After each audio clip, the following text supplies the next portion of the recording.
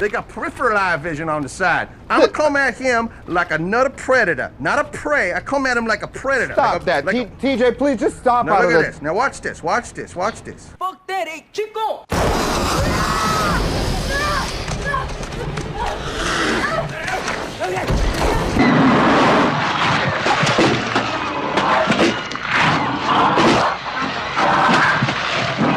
Man, get the hell out of here!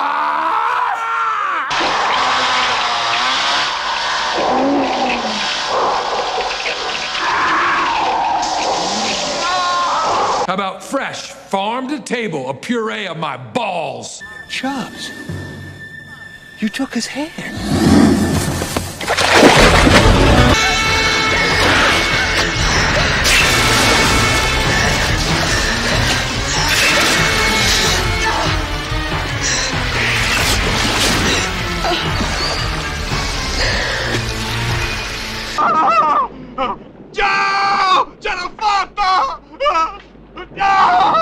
I'm a bit of a crocophile, so don't try this at home.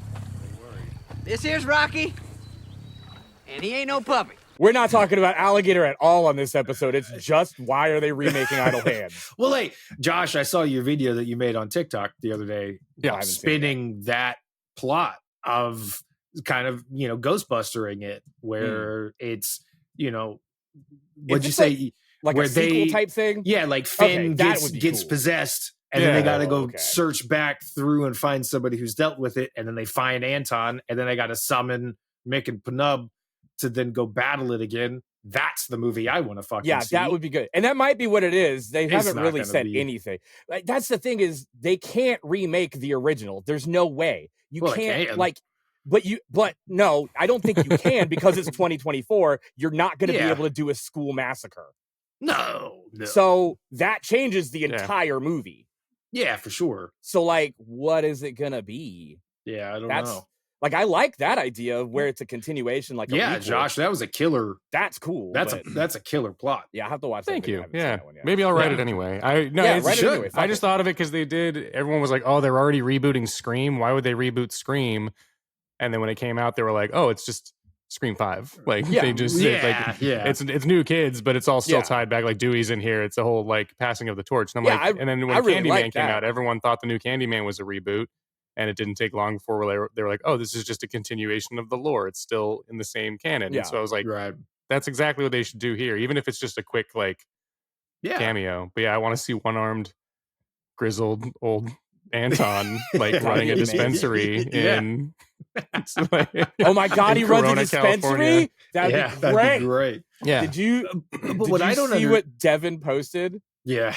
My 10-year-old, awesome. Finn Wolfhard from the coolest show Stranger Things is making a new movie called Idle Hands. Me, Devin Sawa, I was in Idle Hands. I'm the original Anton. Sure, Dad. Whatever you say. Can I have a snack? Yeah. That guy's so funny. That's why I don't want kids. Good. Nah. No. But what's so baffling to me when I think about that is like, okay, if they're going to remake Idle Hands, that means that the studio and all the investors are acknowledging that movie has enough of a fan base to invest millions of dollars into remaking it just based off the title and blah blah blah. But if that's the case, then why not take that money and just do exactly what you just said, Josh, and just make a sequel essentially? Because it's the same, it's going to attract the exact same people.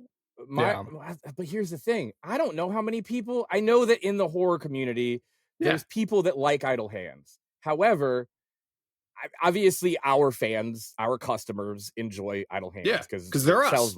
They're us. Yeah. But I don't think there's enough actual fans of Idle Hands. Like then why remake it? Because they have the IP. And that they have the IP, and so I think they still bank on nostalgia. They're remaking fucking everything still. Yeah. I think it's more so that they have the IP and they've run out of actual ideas. Yeah. Until Josh came along and came up with a killer idea. Right. But unfortunately, he's not writing it. So, but I think they have Finn Wolfhard, which is a recognizable name and face, and then they have Jason Reitman producing it.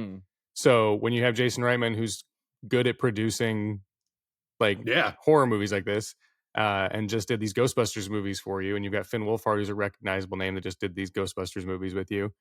And Stranger Things. Depending on the budget, they're probably like, okay, well, yeah, we've got names that are attached to this already, and that does a lot of the heavy lifting. Yeah. So I'm guessing Finn Wolfhard's like, I discovered this movie and I love it, and it's so funny, and my friend and I want to do our own version of it. And Sony was that would be awesome if that's right, if that's how it came rights, about. I guess. But yeah, I'm skeptical. I'm cautiously optimistic. I don't think it'll be nearly as good as the original if it is a straight reboot. But anything that gets people's attention on the original Idle Hands, I would say is a good thing. If people read this article and they're like, what the fuck is Idle Hands? And they look it up and it's streaming for free right now and they watch it, and then that's a win. They're going to be real upset when the new one comes out. Yeah, exactly. Because it was just funny as all the comments. Rob Zombie in this at all. I would be so impressed if it's as charming as the original. Yeah. Well, whenever is it as charming as the original? That's a pretty difficult Texas task. Chainsaw remake's pretty charming. Yeah. But the original is so charming because of just like a perfect storm of everyone doing their own thing and it all just clicking in a way that it absolutely should not have. And it was like it's a product like lightning of, in a bottle. Yeah. And it's such a product of the time. Yeah. And it's insanely 90s, which this one won't be. Yeah. No. Yeah, But it's just gonna have It'd iPhones. be amazing if somehow it was. Yeah. Sure. If they want to do that, that'd just be make it cool. a period piece. Yeah, oh my God, exactly dude. take place. This period piece is a lot easier to film and find. Just a shot for shot remake, like Gus Van Sant's Psycho, like just the exact same film. But yeah, that's Finn Wolfhard in Devon Sawa prosthetics. Right. That would go well. So alligators. Alligators. Alligators. Hey. And crocodiles. It's important. And my and bad. Crocodiles. One crocodile. One killer crocodile. Multiple alligators, one killer crocodile. Yeah, that's right. So I guess we should differentiate that, because let's see, Killer Croc is obviously a crocodile. Right. And then Crawl, that has to be alligators. It's multiple alligators. Yeah. It's multiple alligators. I mean, they even look like alligators. They don't have first off, Killer Croc does not look like a crocodile. That's very important to put out there, because crocodiles have that longer snout and man, that thing's just a straight up triangle. I will say that Killer Crocodile, that fake crocodile, in my opinion, looked fucking awesome. Yeah, that thing looked evil as fuck. Did not look better than the fake alligator in Alligator, though. No. Alligator was on a different level. Yeah, still pretty awesome. What I liked about Killer Crocodile is that crocodile, it just looked mean. It just looked evil. It looked like it was dripping red. I didn't get that. Yeah, like his every skin... time I saw that yellow eye floating above the water, I was like, it's broken for me. It doesn't work. But I liked the skin of it, because it looked like in between the scales were like blood red, and it just gave it like a really cool vibe. My problem with it, and I finally I finally had like a light bulb moment. Mm-hmm. I'm sitting there, and it was the scene where the crocodile attacks the dock, as they do. And the little kid is hanging on for dear life. And then the dad jumps on top of the dock and tries to save his kid, and then fails, as they do. And then he gets eaten by an alligator or crocodile. And the whole time I'm trying to take notes, and I just wanted to throw my phone across the fucking room, because all I could hear in the background as I'm like watching out of the corner of my eye and typing is just constant screaming. Yeah. Constant screaming. And then I had to pause it, and I was like, maybe that's why I struggle to really get into a lot of Italian horror films, because when you really watch Italian horror films, the sound is so overstimulating. And I don't understand what the fuck. Sorry, Italian people, if you're watching this, what the fuck is wrong with you? It's just constant screaming and panic. I think that's the Italian filmmakers watching American movies and filtering that through their concept of us, which is Americans are always screaming in these movies. Maybe, but so then they put it like they crank it even higher because they have to outdo how scary the American version is, and it just becomes like, bro, this movie, it's first off, noise. too much screaming. The fucking obviously the music is a ripoff of Jaws. Maybe the whole in parts movie of is action. a ripoff of Jaws. Oh no, I know, but like the sound is like that's the funny thing is it is 100% a ripoff of Jaws. It's very like open with that, but other than like going and like, oh, there's a fucking there's a dock scene, there's a this scene, there's a this scene. It's the main thing that's obvious about it is the music because it doesn't fucking fit the movie. It's the because same it's fucking just it's the same, Jaws music. It's two-note motif by the composer Riz Ortolani, who fucking nailed it. And so look he did such a good job at almost making the Jaws soundtrack. Right? Yeah. I look so. The audio I'm just getting the Vanilla Ice like ding ding ding diggy ding ding ding ding ding. It's not the same. It's not the same. Ours is different. It goes ba-dum ba-dum ba-dum. Mine goes ba-dum ba-dum ba-dum. I haven't seen a lot of the Jaws ripoff movies. Like I've seen Tentacle, Killer Croc. Obviously, is as ripoff as it gets, and it's without it being fucking Cruel Jaws, which apparently is like they actually. It's took honestly footage like it's not a bad Jaws. movie for a Jaws ripoff. No, it's an awesome Jaws ripoff. Yeah, it's an awesome Jaws, and it's a pretty good alligator attack movie. Yeah, crocodile attack movie. Yeah. But it for as far as Italian, you should have a drinking game every time somebody says alligator when they mean crocodile. And vice versa. as far as Italian movies go, not even just horror, just like even if you watch spaghetti westerns, that like all of the audio. Especially when we watch it as Americans, it's very off-putting. Yeah. The dubbing is always very, very strange for us. Yeah. And there's this one doesn't even have dubbing, which is impressive. No, it does. Does it? Done. Oh, really? Yeah. I didn't even notice. I thought that they were really.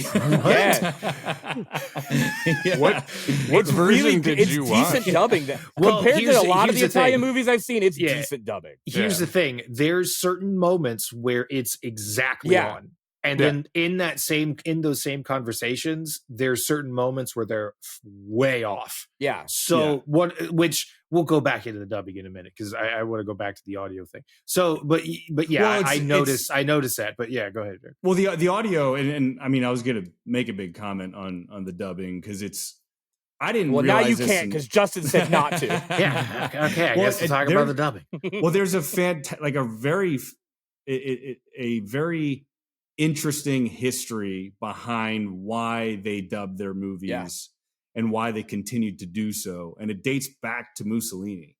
And there was political reasons where they were using dubbing and not allowing any set audio to be used in production as a political tool to censor movies, to control the narrative, to make sure they had some Italian nationalism part of movies. So there was literal government officials appointed for this to make sure, like, screen the movie, like make sure, and then like you could control all of the audio in post-production. And so that's the origin of it. Right. But then it continued on decades later, and it became a part of their film history and also the audiences of what they were used to. And that's why you see a lot of Italian movies. Again, if you look at a lot of the spaghetti westerns, a lot of the cast on set were speaking different languages. Yeah, like you had American actors, Italian actors, French actors. To the origin thing, I think that obviously that's the origin. That's where they got the idea, and then they're already in that mindset, and they're like, we're not recording the sound for these movies anyways. We can pull anybody in that we want, and if there's no recorded sound, then we can just pull in dubbers to do every language and put it out to everywhere. And it's not, they don't have to like re-gear anything because they're already doing it. Yeah. Well, they also had, I was reading in some films, I don't remember which ones and which director it was or directors, but they would even have people just fucking like say the alphabet And it was like, it doesn't matter what you say here. And then while we're making the set. movie, yeah. No, in the dub, that'd be fucking hilarious. This is my doctor, ABC. It's just literal mouth movement, and then it's like, we'll figure out what it is they're saying in post-production, which is fucking hilarious. But yeah, so there's this real weird origin of all that shit. And for me, when I'm watching some of these movies, and this is a comment I made in our group chat a while back, or not that long ago, but I was just like, it's kind of like the dubbing of kung fu movies, where it's not as jarring because they're Asian movies and we're white American dudes watching it, and it was like, oh yeah, like we know it's such a foreign language to us, but when we're seeing these Italian movies where half of them are actually speaking English on set, but it's that's just the thing. so That's why off-putting. Sometimes it lines up on certain characters, because they're actually that's literally what he words. said. Right, because I was looking at the cast, because that's one of my notes. Is I was like, why is this dubbed when these this guy's Kevin's name is Richard in real life, right? Like, you know what I mean? That like, could be Italian. Like just let the man speak. But I guess that makes sense. Yeah.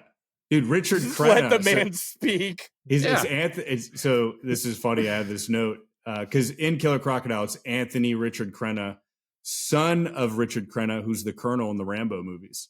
Oh, shit! That's crazy. Damn, nice. He's not as cool. No.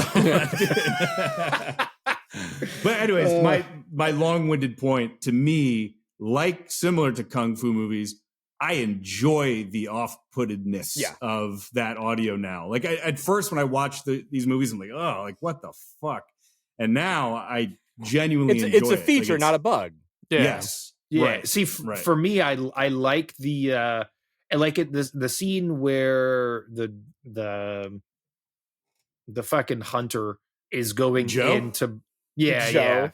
going in Quint. Yeah, when Quint Joseph from Jaws Quint. when Quint from Jaws goes into the gun store to buy shotgun shells, and that whole conversation where the dialogue is so off, I like that. Yeah. But in the scene where the guide at the beginning, the female character, after she gets nommed by the killer crocodile, and then they spend 5 minutes roaming around, and this girl is screaming this lady's name over and over and over. I'm like, Jesus Christ, why are you torturing me right now?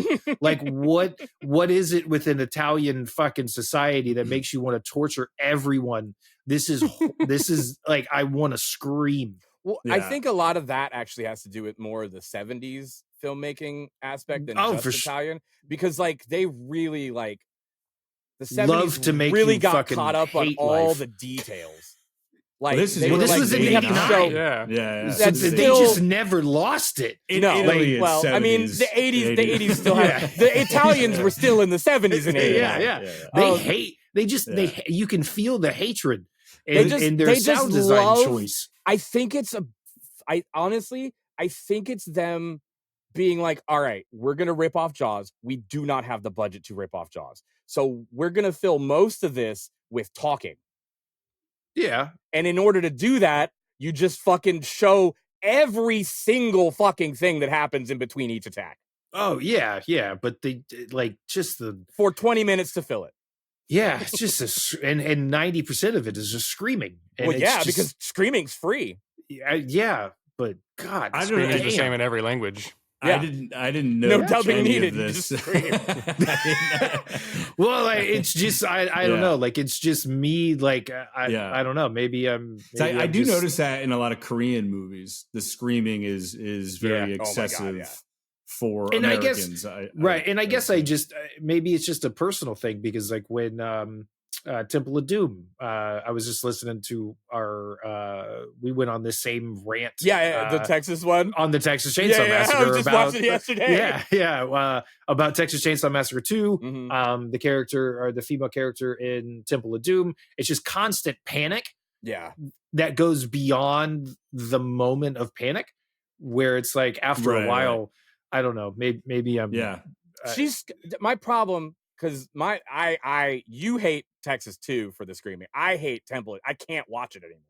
I literally can't watch Temple of Doom, which sucks because it's my favorite one. Because she's screaming so it's fucking... my favorite movie and I can't fucking stand it. Yeah, because it has all the best parts of the Indiana Jones. Like, it has a fucking voodoo guy that pulls your heart out. That's sick. Killing like a kids, fucking underground mine that goes into hell. It's so cool. You guys are such grumpy old fucking men.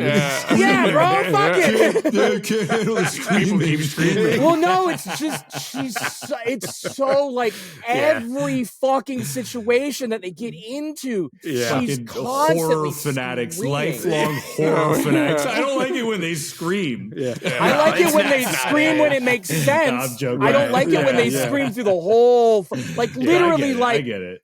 Put his hand. He puts his hand in something and says, "Oh my god!" Like, calm down. Yeah, Jesus. Yeah. I will say there wasn't a Temple of Doom amount of screaming in this. I will say that. Yeah. No, it's still made me like visibly angry. But you know, I love the Joe character. I think he's fucking awesome. Quint, who's basically Quint. He had so many great lines. I'll move on from the screaming. Fuck you, Italians. I'm just throwing it out there. Like, you guys could do like just that. I take that shit personally. But going into Joe, she screamed, and I took that shit personally. I did. But I called James for something, and you had just seen this scene. We ended up watching it almost at the same time. And James was like, "Did you see the hat scene?" And I was like, "No, I haven't got to the hat scene. What's the hat scene?" And James is like, "You'll know." And I was like, in my head, I'm thinking like, okay, well, does the killer crocodile eat his hat?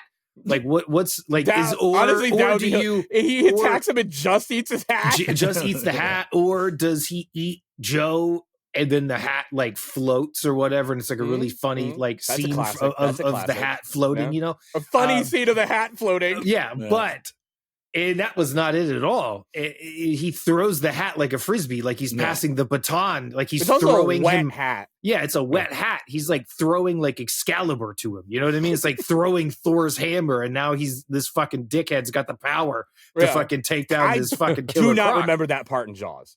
No, that's some bad hat, Harry. No.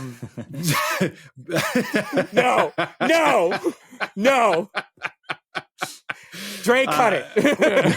That would have made Jaws infinitely better, though. Yeah. But yeah, that's the deleted scene. Is Harry's like, "It's not that bad," and he throws it. Yeah. Right. But yeah, that hat scene was incredible. Yeah, incredible. And then the fucking what? How did the crocodile explode, man? Oh, I'm assuming it's because I'm not saying that this makes sense, but I'm assuming it's because it happened to Jaws.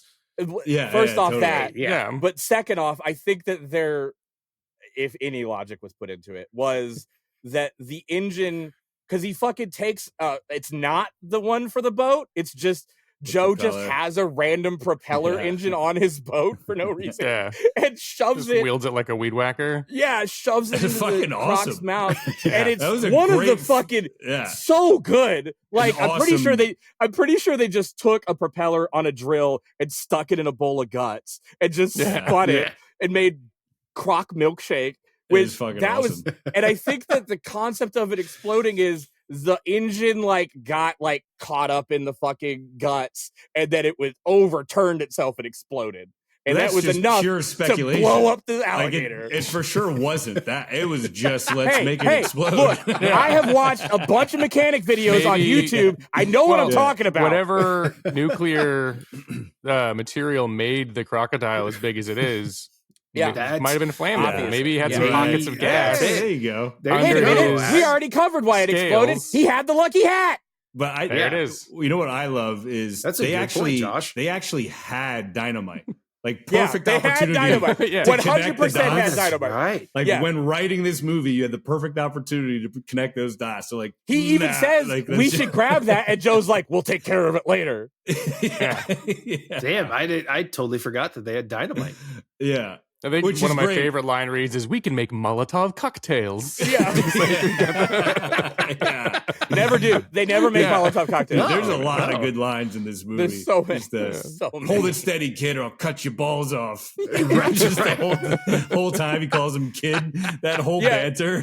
Dude, and he's like, my name is Kevin. Whatever, kid. My name is Kevin. That's right, kid. It was like a solid 3 minutes. Dude, Kevin's a real one, though. That motherfucker dove into the water like 2 or 3 times while the killer crocodile was in the vicinity of his buddies. That's fair. He's a real one. Kevin was a bad motherfucker. Not as real as Joe jumping on the fucking alligator and surfing it while stabbing it.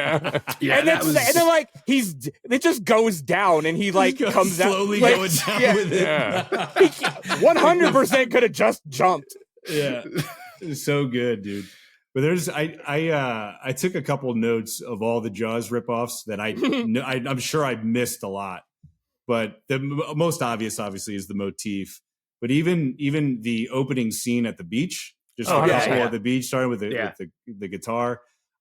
He was not playing the guitar, by the way. No, that was immediately when they show him just like strumming the same string, dum dum dum. But the sound you're hearing is ding ding ding ding. Yeah. Terrible. Dude, that's why this movie's so awesome, dude. I've been able to nail down what it is about these types of B movies, especially the Italian ones with the dubbing all like fucked up. I think I've understood what it is that I like about it. I've always had a hard time really articulating it. And to me, it's like bad movies that connect some dots, but not all of them. Can't watch it. When you connect none of the fucking dots, like if you can't make the guitar line up, like I'm laughing the whole way through. Right. It's enjoyable as fuck. You know what I mean? That. Yeah. Like it's I'm cracking up. And there's elements to it where it's also like cool the as fuck. chaos of it. Oh yeah, 100%. Like I don't want it to be fucking polished. It's like watching a glorious car wreck. Sure. Yeah. With cool shit, with like cool where fucking no one gets hurt. and no like, one actually gets hurt. It's fun with like car an to watch. awesome fucking crock prop and just like it's so good. It's so bad, and that's what makes it so good. Exactly. Yeah. And so there's all right. So you had the motif. You have the opening scene at the beach. You have the croc breaking down the dock, which is great because it very Jaws-esque, but. Justin, as you noted, the dad going to save his daughter could have just grabbed her hand and pulled her out. Like, he just let me jump into the crocodile's mouth to try to push your feet up instead, which is fucking awesome. And then, of course, he gets eaten. And then it's like an awful like dummy that you see getting chewed up, which is great. Joe is obviously Quint. Joe, who finds the crocodile tooth in his broken in fucking home, which is just like fucking Harper. I love his house is like obviously they built that for the fucking shoot, but like it's like not even 2x4s. It's just like it's just drywall. It's fucking awesome. It's awesome. They like he lives there and just like and then him in there taking off his shirt to show his scars. It's such a like nod to them talking about their scars and Jaws. And just his scars. It's so funny because I was like, how are they? They show his scars and then he puts on the vest, and I was like, oh, that's why the scars are only here, so they never have to pay for the application of them again. Yeah, right. Yeah. The croc attacking the boat, leading it to kind of slowly sink. Yeah. And then obviously, oh my god, hold on. The not sinking boat, the boat where the fucking crocodile racks off the fucking back and entire side of it, and then 5 minutes later they're like, "We need to go. The boat's sinking," and it's clearly like on land, the water's still, it's not going any higher. The gator's just over there, like, "Yeah, you guys gonna go?" My favorite part about that scene is Kevin jumps in the water with the rope, swims to shore, wraps the rope around the tree, and then as he's swimming back, he's getting chased by the alligator. And then there's 3 shots in between what's his name fucking just screaming again, where Kevin isn't moving in the water. Yeah. He's just in a pool and he's just splashing. He's not moving at all. Yeah. He's not swimming. He's just splashing. I wonder if those were insert shots set on or shot insert probably fucking shot on the fucking Italian backline. Oh, another one I missed is corrupt politician. There's another one to throw in there. He's a lot more corrupt than the Amity one, though, man. Yeah, way more corrupt. I would say also Joe going down with the crock, but then surprise he actually survived is kind of like Hooper in the cage when you discover at the very end, you're like, oh, Hooper didn't die when he went down with the shark. Right. Yep. Yeah. Good call. Yeah. It's also kind of like the ride when you're like, oh, Quint survived. Right. I also love at the beginning when the dude puts on a hazmat suit. Yeah, to go I forgot about it. Yeah, he puts a hazmat suit just to go like 10 feet away, and he's like, "It's all radioactive, guys." I really want to like get granular on this suit because it is a hazmat suit with an open face. And like the mask that he puts on is like a pair of safety goggles taped to something else. Yeah. And then he puts it on his face. His forehead is fully open. His cheeks are fully open. As soon as he got in the water, he was it just all went in him. No protection whatsoever. Well, she but they're also camping the drawstrings at the lake the whole time. Yeah, the whole time. Sleeping there the whole time. Yeah. This is it's they might as well be filming Stalker, for fuck's sake. Right, yeah. They also just could not, for the life of them, they could not stay on those fucking boats. No. Yeah, people fell off that boat every 10 minutes. Every 10 minutes. Like, why are you standing so close to the edge of this boat? If you were gonna, when you know you're gonna keep running into shit, you clearly aren't paying attention to where you're going. Creep-O-Rama pro tip. Creep-O-Rama pro tip. If you were gonna chart a journalistic expose expedition into the Amazon, don't be clumsy fuckers. Yeah, don't fall off the Don't fall off the boat. Don't fall off. You're going to get ate by also, if you take a dog named Candy, expect the crocodile to eat it. Yeah, it's named food. Yeah. The best is when that girl falls over. I think it's Kevin screams, "Man overboard!" You're 5 friends on a 15-foot boat. You can't say like, "Oh, Sarah fell." Like, man overboard. I love that. Look, he's been training for so long. It's instinct. There was another. I think my first thought when this started was about Kevin. I can't remember the female character's name, but she was a scientist and she was taking notes or something like that. But Kevin just out of nowhere, like I think it's his first line. He goes, "Hey, it's Anne." Yeah, he's like, "Hey, notate that so you don't forget about it later." And it sounded so like, "Why aren't you writing this down, you fucking moron?" Yeah, like that's the way he delivered it. And I was like, "Jesus, man! Like we're 2 minutes into this movie, dudes. Calm down." Touch on since you brought up the women. Completely non-existent in the second half of this movie. That's a good point. Where'd they go? They park them at the shed, at Joe's shed, and then Joe and Kevin go off to do the thing, and he's like, you stay with the girls. So then they're not in that part, and then they come back, and fucking Joe's surfed an alligator now. So then he grabs the other guy, and they're like, "What about us?" And they're like, "You've been through too much. Stay here while we go get fucking eaten by an alligator, and you're just stuck here now." You know what? At this point, it might be an alligator. I wonder how many Jawses did they make in Jaws? Oh, the prop, like the prop. Okay, I'm not sure. Yeah, I'm not. Was it like in the first one? Yeah. Was it like 2 or 3? I mean, the first one for sure sunk, and they just lost that one. Yeah, I don't know after that. But you would think that they would just test that out into a fucking pool. Yeah.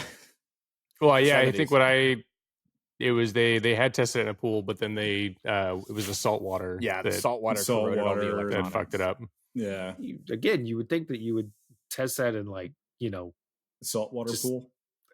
Well, maybe that, or just start Spielberg at the beach. was like 17 when he made that movie. Like start at the beach and just walk it out. Guys, this isn't gonna work. Let's bring it back. I feel like I know where you're going with this line of questioning, Justin, and I'm gonna say 2. There was one alligator prop that they pulled through the water on a rope, and Crocodile. There was one crocodile prop. It's a propodile. There was We're one talking about propodile. alligator next. Yeah. Well, there's 2 alligator movies, and one of them has like 20 of them. So I'm just getting them all out right now. No props though. No props. No CG. No propodiles. A couple real ones, I think. But definitely in Crawl. Crawl, they were all real. Yeah. Very I well think trained. that there was exactly 2 props for this movie. One was a crocodile that they could pull through the water on a rope, which they did many times. And then the other one was one that they would just reposition, and somebody would make it jump out of the water and go, yeah, like those. Like those shots. Pictures of that. They had a head that they were just like. Oh, gotcha. There it is. That makes sense. That makes sense. Have you located the head, Derek? Are you going to order it and at an auction so you can put it up in your house? Since this is one of your favorite movies, you should. Don't speak put to it me right in a next to your condescending tone. Just the way you just think it'd be cool. It would be cool.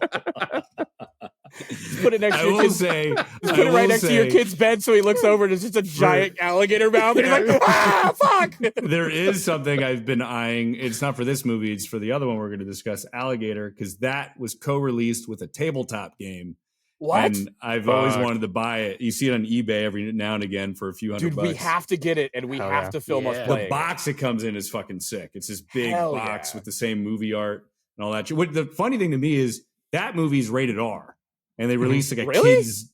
Yeah, Alligator was rated R. And they released some kids game with it, which is hilarious. But you know what's really funny is when you first bought it, it came with an alligator. Well, actually, that in Florida, that kind of goes in. That goes into a question that I had. That's just part of going to a store. Before we move on from Killer Crocodile, let's finish off Killer Crocodile. I have to read Derek's letterbox review that just says, I don't know why I gave this 4 stars on my first watch. This is a 4.5. Yeah, dude. Yeah. Why did you give it 4.5? No, he did. He updated it and gave it a 4.5. Yeah. No, the first watch. So the first time I watched it, I had a long day of travel. I landed in Calgary, and usually when I land in Calgary, my brother's like, "All right, we're gonna watch a movie." And like that night, hang out with family. Parents go to bed, and then I go and I hang out with my brother. We watch a movie. And one of those times, it was Killer Crocodile. And again, like me and him, we share this love for these types of movies. And throughout, it's just like literal knee slapping moments while we're watching. Like that was fucking awesome, and we're cracking up. And I recall the first time watching it, again, long day of travel, and I was just nodding off towards the end. I just like couldn't fucking finish it. And finish it, I'm like, yeah, it was great, like 4 stars. And then just watching it again now for this. Fell asleep, 4 stars. Yeah, I was like, oh, dude, this is 4.5. Like this is fucking damn near perfect for me. So I had to up it. What would have made it perfect for you, Derek? What? Yeah. Where does that extra half star drop off? Josh is it the guitar? No, that adds. The guitar adds. Is it that they didn't make Molotov cocktails? Yeah. That honestly, Molotov cocktails are a half star for me. Yeah. Yeah. No, yeah. I mean, a lot of these things you're mentioning was what was awesome. Like him calling that's what bumped it up to 4.5. Yeah. Calling the croc a pollywog, which I had to Google. That was tadpole. So my favorite part is his explanation, because he's like, what's a pollywog? And he's like, you got to insult the crocodiles. I hate that. Like, what? Yeah. What? Yeah. That's awesome. the craziest shit in the movie, honestly. He says crocodiles are very sensitive. They get really mad when you insult them, go real crazy. Yeah, like, what? And he delivers it so like matter-of-factly, too. It's not like he's joking. Yeah. This is something he's had to explain to somebody before. Yeah. He was calling it a tadpole. A pollywog is a tadpole. Oh, yeah. That was and I guess that's the joke, is that you're calling it a frog, so that would make it like upset. Yeah, because it's a gator or a crocodile. Yeah. If you call a gator a frog, it's fine. They're a lot less like they're not as sensitive. They'll deal. Yeah. Joe cutting his arm to use his blood as bait was one of the coolest scenes ever. It was fucking awesome. Yeah, that part was great. But like the croc's right there. Yeah. It's right there. It's right behind the boat. It's right fucking there. Like, you don't need chum if it's right there, dude. He literally surfs it like 2 seconds later. Yeah. It's awesome. Yeah. I don't know. Dude, I'm trying to understand what the rules of this alligator game is. And I don't understand it. So this is it. Oh, it does come with a gator. Yeah, there's so an you have awesome, a full gator. It's amazing. There's an awesome YouTube video that goes over it. Some dude, it's like 15 minutes, and he like has in great condition too, like the whole box. He explains the rules and all that shit.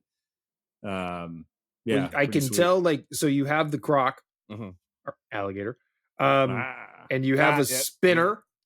Yeah, and you gotta spin. So take or put, and then you have these yellow things, and you got to put it or take it from his mouth or put it in his mouth. And that's all I got. Yeah. That's all I got. I'm sure my brother's listening to this.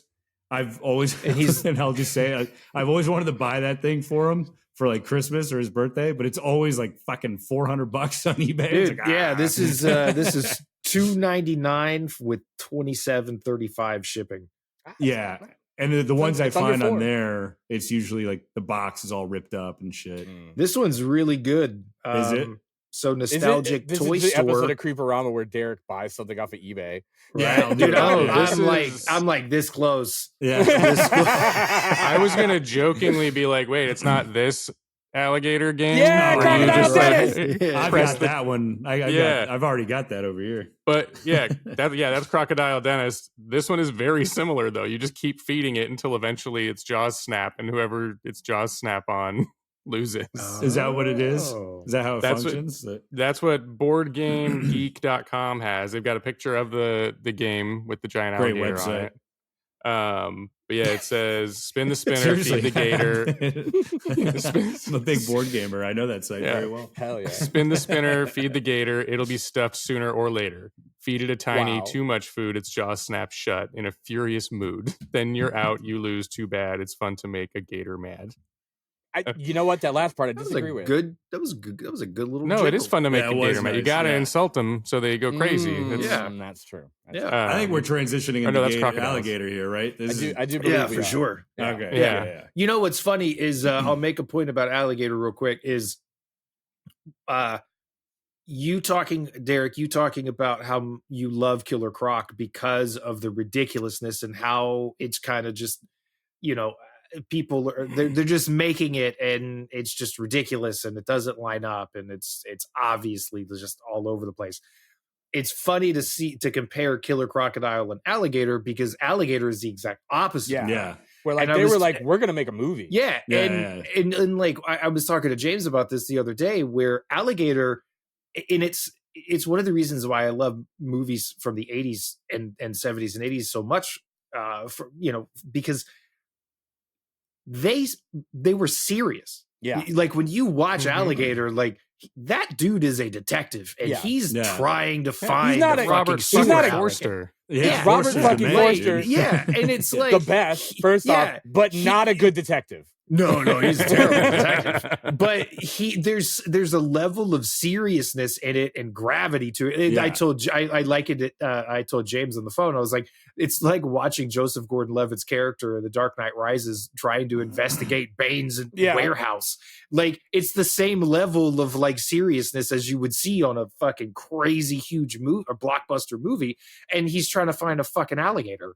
A giant mutated alligator. A giant mutated. Like it's so silly. Well, there's still some good humor that's baked into it. Oh, for sure. Yeah. Oh, for sure. But that's what I don't know. Like it's funny to see something that is obviously a silly concept, but it's something that like you don't. Again, I feel like I keep in these episodes. I feel like I keep going. You don't see that anymore, but like you kind of just don't. It's hard to not say it constantly because every movie we watch, we're like, no one's done anything like this. It's just kind of it's funny. I would say of these three, I liked Alligator the most. Because it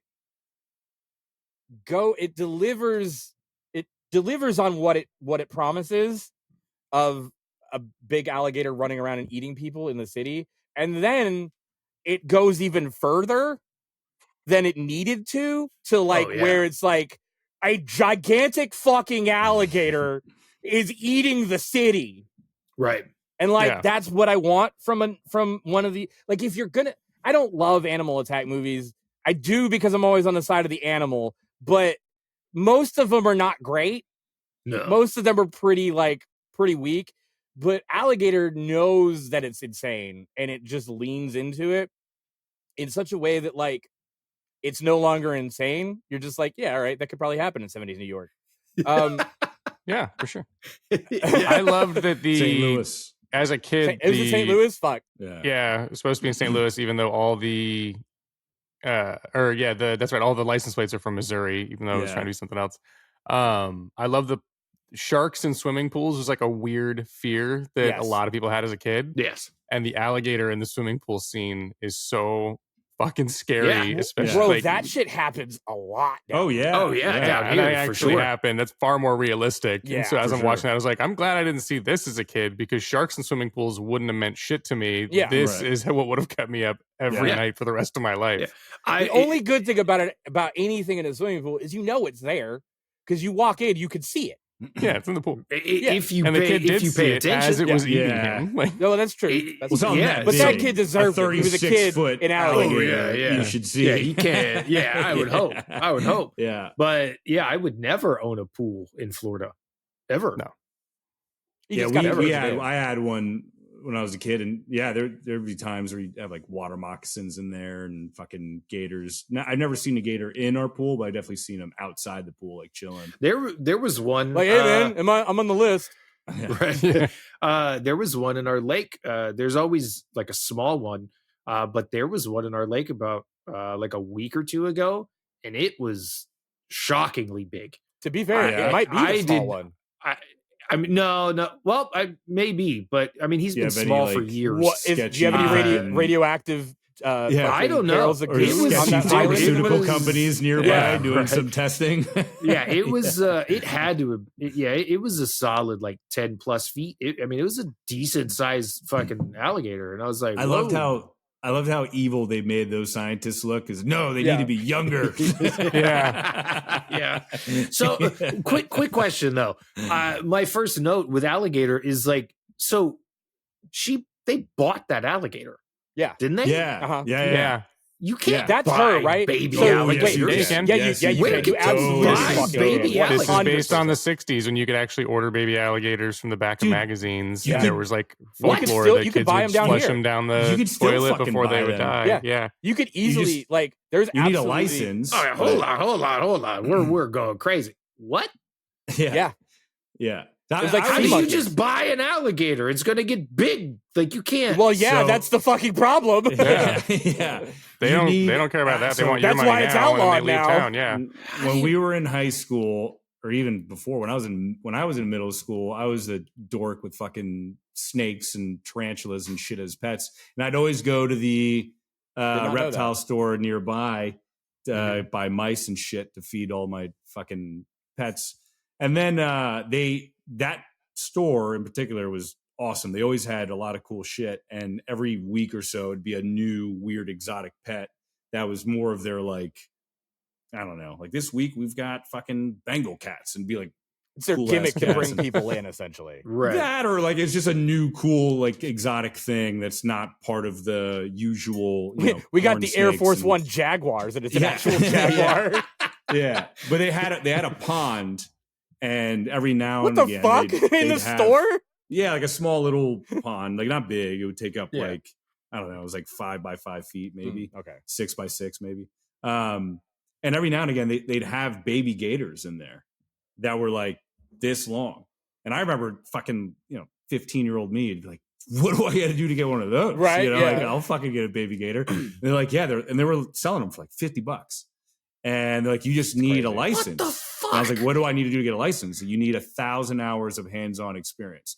This is all from memory, so I don't know if I'm fully remembering perfectly, but I'm pretty sure that's what he said. And again, this is like 2004 maybe, or 2003.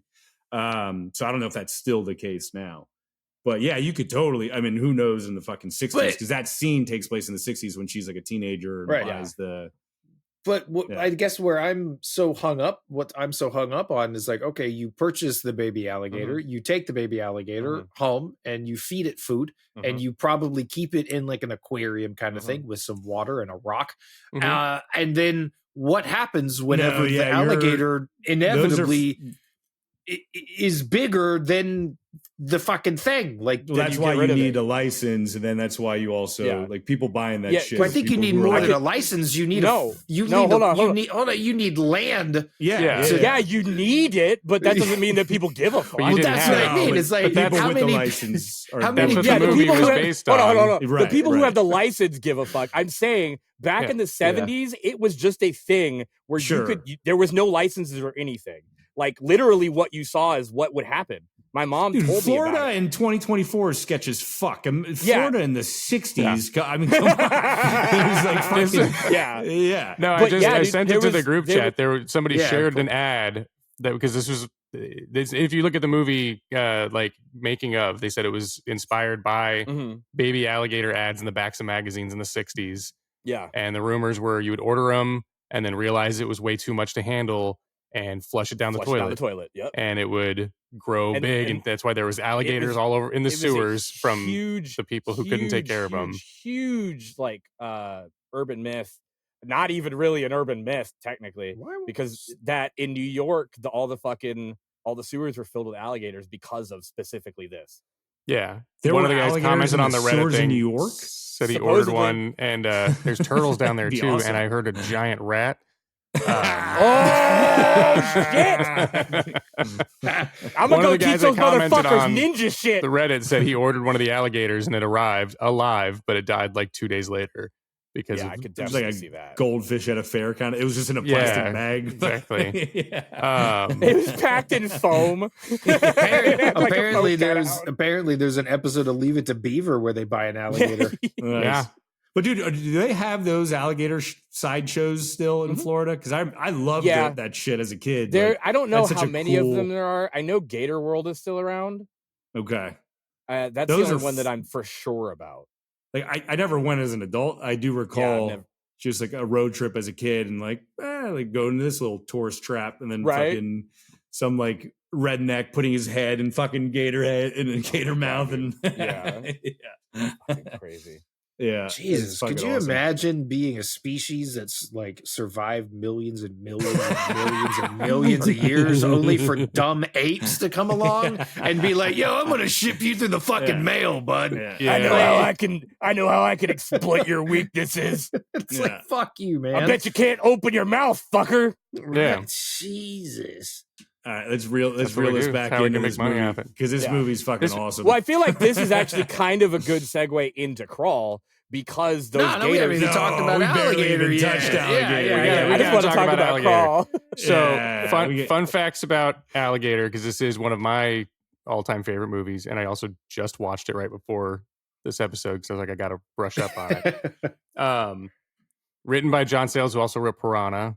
Okay, and apparently they offered this to Joe Dante, and Joe Dante was like, I just directed Piranha. I'm not going to do another creature feature. So they got Louis Teague to direct it, who also directed Cujo, Cat's Eye, and Jewel of the Nile. Wow. But apparently John Sayles... What the fuck? Apparently John Sayles read the original script. I can't remember who wrote the first draft, but it was supposed to take place in Milwaukee, and it was beer in the sewers that caused the alligator to mutate and get gigantic. That's not and he how was that like, works. No, and scrapped it and just started from scratch. Yeah, dude, he's just going to be drunk. Apparently, he rewrote it all on his flight from New York to LA. Like that's how he finished the second treatment of the script, at least. Wow. Yeah. Wow. I love the evil scientists like doing shady shit with experiments and then just like throw it all down the sewer and then this alligator's just eating. I also love when they find the dog. This movie's not good for people who can't handle animal death. I don't think any of these movies are, but when they find the dog, and she's like, this sweater fit him just a couple weeks ago. He's this sweater fit this dog. It was a fucking husky. He's got exactly like a full-size husky. Yeah. This looks exactly like him, but way bigger. Like, God the actual practical effect gator Really good. Looks incredible. And at the end of the movie, they gave it to the University of Florida, and there you can find old footage of them. Oh wow! Riding it onto the field. It was their mascot, Amazing. Ramon. No way. I didn't know that. A couple That's of cool seasons. as Yeah, fuck. That's awesome. I had no idea. That's cool. Wild. So yeah, they used it as like a mascot for a little while, and then Robert Forster told them to put in jokes about his receding hairline. Oh, good. Okay, cool. Yeah, Well, they were all happening on set, right? That was the thing. Yeah. Jesus. He was just So that was all his idea, and the writer was like, "Fuck yeah!" and started inserting him into the script, and it was like this whole running theme that everyone just makes fun of losing his hair. What's weird is I watched this like a week ago. I think I watched it last Monday. Is this your first time watching it too? Yeah. Same here. And my first comment on my notes is, and I do not remember what the scene it pertains to. It's just that guy really grabbed a full handful of that cop's ass, and I don't remember that scene. I don't remember that scene. It's when they're in the sewer. In the sewer, yeah. It's when he brings the new guy into the sewer. Yeah, right. And he goes up to like scare him with it. That's right. He goes to scare him. He's like, yeah. I mean, how else are you gonna think it's an alligator biting you? No, you gotta get all your nails in there. Fleshy bits. Handful of ass. Yeah. Handful of ass. Handful of dude ass. Yep. Just go behind somebody hunting for an alligator and grab 2 handfuls of dude ass. There's a couple of other interesting facts that Bryan Cranston, Josh, I don't know if you were familiar with this one. Okay. You want to tell it? No, I just told 10 rapid fire. You have this one. So Cranston was a PA on this, and then he got a quick little promotion. He said he was in the office and he was just doing like PA tasks and like going from set to the office, just bringing boxes back and forth and shit. And he said he was just like so bored. And he heard someone say something how they needed help with special effects, and he's just like, I'll fucking help. And they're like, okay. And he just became the special effects assistant, just stuffing the gator with a bunch of blood packets and guts for the explosion scene at the end. Man, he's really done it all, huh? Yeah. And then another big one, which Josh, you're probably familiar. But I wasn't familiar with this one until recently, until the second time I watched it. Kane Hodder did stunts the alligator? as the gator. And he fucking so there's what? So the prop or the gator's whatever you want to call it, the full bodied gator was like 36 feet long, and it was set for 2 people to fit inside it to move. And once they got in it, it was just way too fucking heavy, and they could barely move it. And Hodder, who's uncredited apparently, but he did a lot of the scenes where you only see its head, and he controlled the head. Gotcha. And then you had another prop where it's just the tail, and it's fucking like going nuts. Yeah, that tail was wreaking havoc. Dude, especially at that wedding at the end. The wedding scene is one of the best like climactic scenes I've ever seen in a film. Yeah. And it's so satisfying because like all those people deserve to be eaten. Yeah, but it's like it starts off and you're like, oh, this is gonna be dope. I wonder how bad this is gonna get. And then it just keeps going. Yeah. It's like, oh, this guy's trying to get away. Oh, okay. Well, I mean, how's the alligator gonna get this guy? He's in a car. And it's like, oh, I'm just gonna destroy the whole fucking car with my tail. It's fucking insane. It's great. And it's a scene that we didn't even need at that point because we already had the baseball scene. We had the photographer in the sewer scene. We had like when the first time I watched this movie, I was like, "This is one of my favorite movies." And then the wedding scene started, and I was like, "They're still going." Like I already love this shit, and now you're giving me all of this. Like the credits could have rolled before the wedding scene, and I would have been like, "Yeah, that's a movie." Like, that's an alligator, you know. And then like, no, we're going further. I love it. The reason why it's in this is interesting. So John Sayles, the writer, he fucking hated weddings. No. I'll read the quote here. He said, "My original idea was that the alligator eats its way through the whole socioeconomic system. It comes out of the sewer in the ghetto, then goes to a middle-class neighborhood, then out to the suburbs, and then to a real kind of high-rent area. That's still sort of there on screen, but they couldn't shoot so many scenes, which makes the alligator move so fast that you don't get the progression." That's kind of what it did. I think it works. I think it worked perfectly. Like, he still managed to like keep that on track. Yeah, which I didn't realize that until I read it. I was like, oh, fuck, I never even picked up on that. Yeah. So many people back then were layering it's pretty much straight up activism. Yeah. Which you don't think about until they kind of tell you or you watch it in that perspective. So that's pretty crazy. I think that's one of the things that makes a lot of these like really classic. Like think about Star Wars. Like I think that the whole class struggle and like all that kind of stuff put into, but not in like not on the nose obvious ways. You know, like it's just part of the story. I think that makes people like relate to it and it resonates with people more because they're like, fuck the system. Yeah, maybe that's just me. Maybe I'm or like because I mean I just didn't. If you're gonna put a giant alligator eating people, I'm gonna watch it. Yeah. But if you put a giant alligator, it was relatable. When he was eating that journalist, I was like, down with the lamestream media. Eat those corrupt journalists who are just trying to report the truth. Although I really it's a crocodile, not an alligator. It's a different situation. Yeah, that he was such a dick to Forster, though. He was such a piece of shit. That reporter was such a fucking asshole, man. But I love the fact that it set it up as this reporter sucks. He's he's such a judgmental dick, and then it sets it up. Like most movies would set it up and like, oh God, I got to deal with this fucking annoying character the entire movie. And then he dies, but then he dies pretty quick. Yeah. And it's like, I know you don't like this, but you're going to like watching him get eaten. Yeah. And he got some great photos. His name? It was the dude. Those photos were dope. Yeah. Like, those were really good. Those photos are photos that actually move the story along. Yeah. Usually you get like a photographer being killed in a room and then the cops get the photos and they're like, what the fuck is this? This is like, that's a fucking gator. That photo that they put on the, if you guys ever do an alligator drop, that should be the back print is just the photo that he took.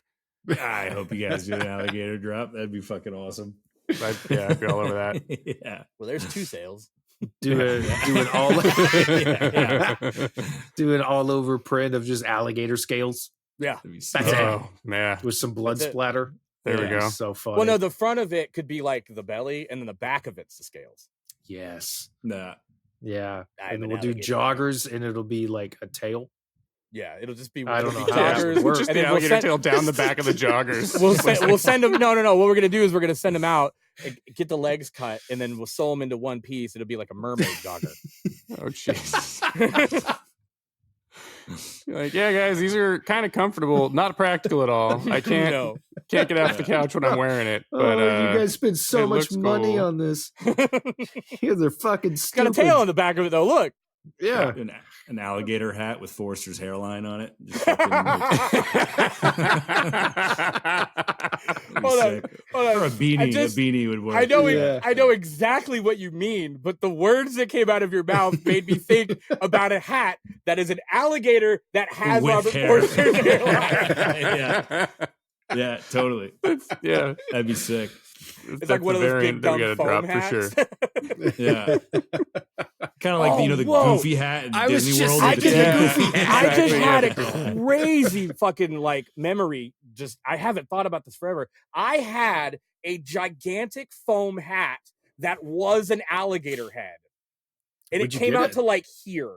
Yeah, it was like fucking sideshow alligator fucking off. It might have been. They got it from Busch Gardens, maybe. Yeah, I was gonna say it was probably from a theme park. One of my coworkers had one of those. I think he went to school in Florida, and so it was his mascot. But they had like the big foam gator head that you would like wear in the crowd for a so fucking heavy. I think so UF floppy. had shit like that. Yeah, you could like hit people with it like this.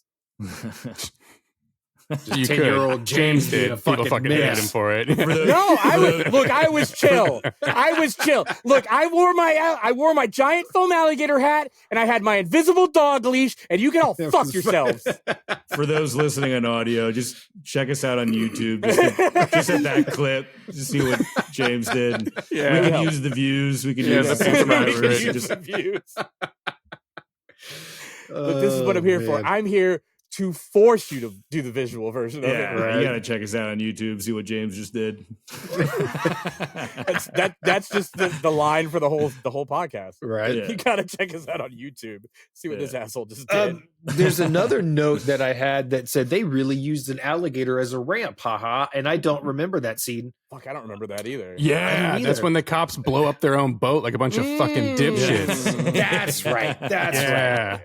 Because this is another. I was like, oh, they didn't jump the shark; they jumped the gator. The gator. But this is another like Jawsploitation movie where we've got the Quint character, we've got the scientist like Hooper character, and we've got the law enforcement character who keeps trying to say this is what's gonna fucking kill more locals, and the government's we're fine. This is just Jaws again.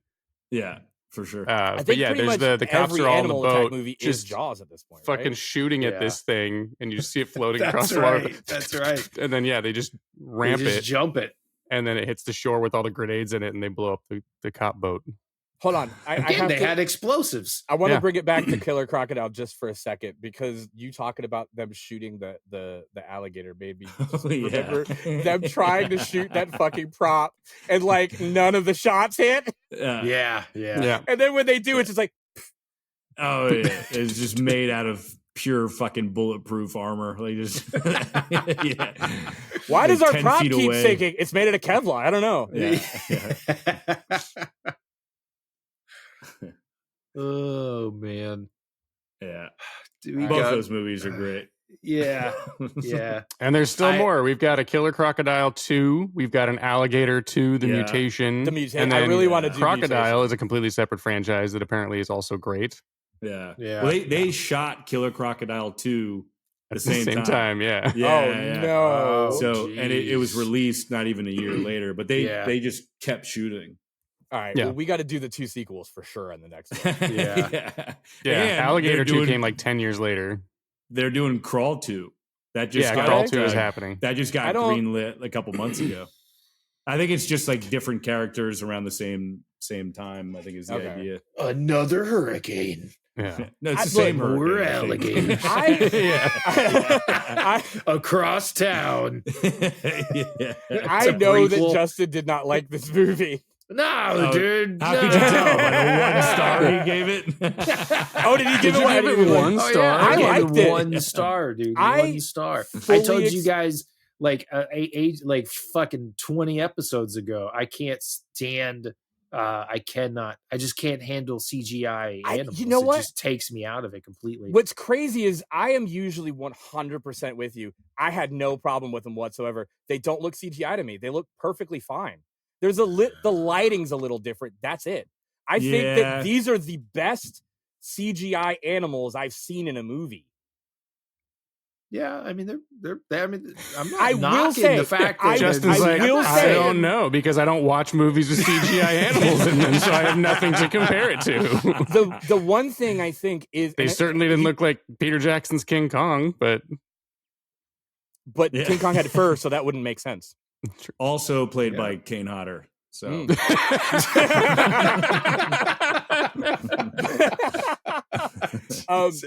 I someone will at home say, is like, wait, really? he was played by Gazzo. No. I will say I do think that because obviously you can't do any of these movies with real alligators because that's just not gonna work. First off, they don't act like that, so you won't get that performance. No. They're notoriously alligators difficult. leave you alone. That's a realistic alligator movie. There's no unless it has rabies or some shit. Like there's you need toxic waste. And you need toxic waste. Right? Regular alligators are killers of opportunity. They will attack you if you are at the water edge. And if you have they have like a 10 feet buffer, and that's how far they can lunge. If you get away from that, you're fine. They do not. They are not hunters. That's like all I read on IMDb. They were like, "This doesn't make sense because alligators would never do this." And I'm like, "Yeah, that's why it's a movie." And I don't hate it because of that. That's the thing is I don't hate it because of that. I find it really funny.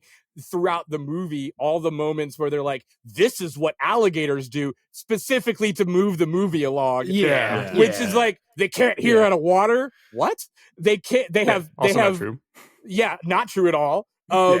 Like pretty much all of the fucking facts that they say about them are like, no, that's not what alligators do. Dude, the air bubble at the end when she escapes the drain and the bubble comes up and it's like this tense moment. It's like the bubble, it's going up, it's going up, it's going up, and then bam, it barely touches the alligator, and then it's like, brr, and then it fucking dives down, and I couldn't do it. I couldn't. That part was weird. Like that's the thing is the movie. I liked it. I really enjoyed it for what it is, but so much of it is like forcing these things to happen, which obviously you have to make the movie, but it becomes where you're like, all right, come on. Like it's not the same thing between alligators. Yeah, and like I will give like the moments of tension, like when she's trying to escape the alligator and she gets trapped in the bathroom and she gets trapped. Then she gets trapped in the shower. Then she's got to outsmart the alligator. So good. And then she's got to jump over the thing, and it almost goes and like grabs her feet. That was dope. Yeah, that was a cool move. But just I don't know. I think it's what the movie does best.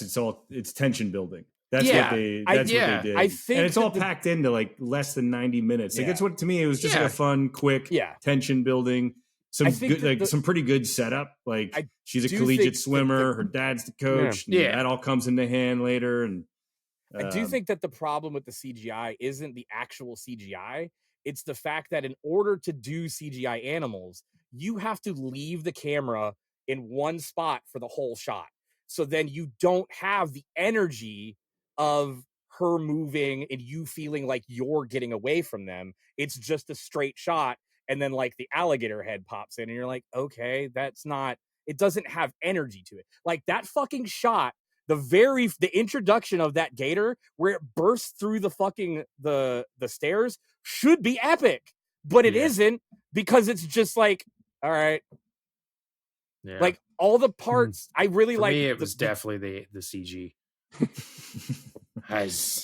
My few complaints are like when she shot into the gator's mouth when it like almost took her arm off, and then half an hour later her arm. That's my biggest issue is that a paper all cut of the she's still doing everything just fine. Like I'm gonna lift this thing, I'm gonna jump, I'm gonna swing from this part of my suit. I was like, you almost lost that arm. Wait a minute. Like, everybody's forgetting.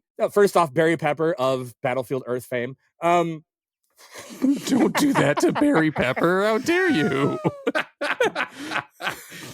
I didn't say he was a Scientologist. He's just in it. So many good movies. So many other good movies. Oh my God, I didn't know that. It's just for you, Justin. Barry Pepper, if you're watching this, I'm so sorry. I was a sniper in Saving Private Ryan. Yeah. You motherfuckers.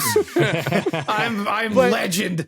Hold on. I think I'm allowed to say that because of this one moment, which isn't his fault at all. It's the movie. Okay. But his fucking femur was compound fractured out of his skin, and he pushed it back in using half a tool belt and a wrench. Yeah. I'm fine with that part. That was fucked. He's such a good horror actor. He was fucking Tony Stark built this in a cave with some scraps. But my issue is that he then like 20 minutes later is walking through floodwaters on it. Like no problem. Yeah. It's his daughter. He also got his it's not even a full splint. It's only half a splint. He also got his arm fucking ripped off. Yeah, that's the other thing is all of these fucking alligator attacks, no limb left. But complaining about these things to me is like complaining about like watching Taken. Like, I don't know, Liam Neeson shouldn't be able to fucking every decision that nobody can retain that many skills. He's a terrible father. Dude, I don't think so, dude. Like every single step that Liam Neeson took in that movie. Every single step that he made was logical. It was thought out. It was totally believable. Yeah, no, totally. Yeah. I mean, look, I don't love Crawl. I don't love it, but I enjoyed it for what it was. I think I liked it the most out of all of us, which is I went into it fully expecting to hate it worse than Justin. I really did. Really? I was like, this is going to be dog shit. I'm from Florida.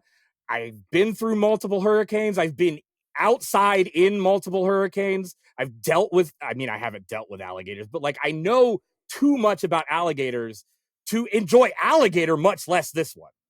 Yeah. So me being able to watch it and be like, that's a solid hurricane representation. They did a really good job. And like, the CG for that would look pretty solid until the helicopter just comes flying through. I think there was definitely shots where like she's in the car and they're just pouring water on it, and then you can tell the back is a green screen. But like, what I liked about it is honestly the alligators aren't what I liked about it. I liked all the little shit that they used to fill the time, because a movie about a bunch of alligators in a hurricane doesn't have enough content to it. So all the little shit, like him measuring the water and like all those little, and the looters and like all the cops and all that shit, like that, filling out this movie with all that little shit is what makes this movie watchable to me. Because I don't really give a fuck about the gators. I kind of wanted... It was good tension building throughout with all those little things. Yeah. I think it's constantly showing the stakes are rising. It's getting crazier. Shit's getting worse for them. That's you don't see that enough. Yeah, I had minimal expectations when I went to see this one. I think it came out in theaters, and I started seeing reviews from people that were like, "Yeah, it was surprisingly fun. Like it was a good time." And then I realized it was Alexander Aja. I'm probably fucking that up, or Aja or whatever. Directed it. One of those. And I was like, "Oh fuck, I have to see this now," because I of course, like Hills Have Eyes was dope. Yeah. Piranha was dope. Mirrors is great. Yeah. So High Tension. Let's go. God, High Tension, Piranha. Of course. Piranha's so fucking good. Oh wait, he did Piranha? Yeah, he did the reboot, the 3D, and Double D. Which I'm so sorry, Josh. Like, I guess fuck me, because all the Piranhas and Piranha 3D are totally CGI. Yeah, I think it's because they're smaller, so there's not as much you have to look at. Yeah. And the dick. The dick, not CGI. Practical dick.